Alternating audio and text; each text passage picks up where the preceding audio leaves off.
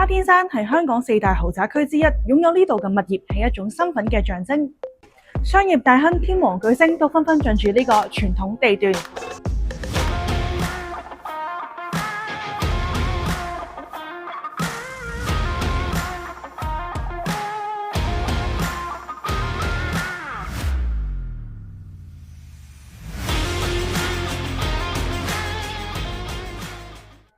想喺豪宅地段揾新樓係極之困難，對上一次已經係皇帝，但係就睇唔到海景。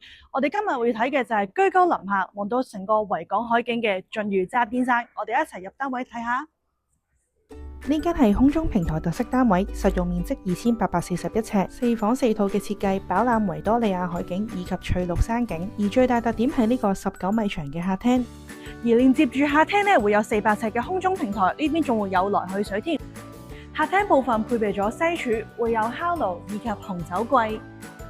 喺呢個巨型嘅空中堡壘，當然要配上一個巨型嘅廚房啦。呢度工作台面非常充足，而爐頭方面呢係用上頂級嘅品牌 Gaggenau， 而雪櫃呢就係用上 Sub-Zero。呢度每一間套房都非常公平，望返向維港海景方向，景觀都係一樣。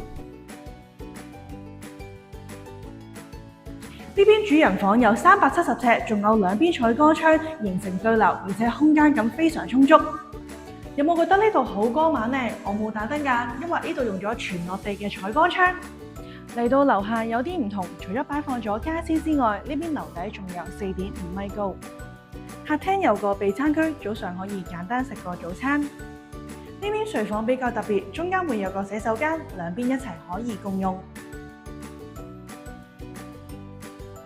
而呢間主人房有啲唔同，另外仲自設咗一個衣帽間。如果想知道更多資訊或者解鎖其他戶型，可以揾我 Cindy 了解詳情。我哋下條片再見啦，拜拜。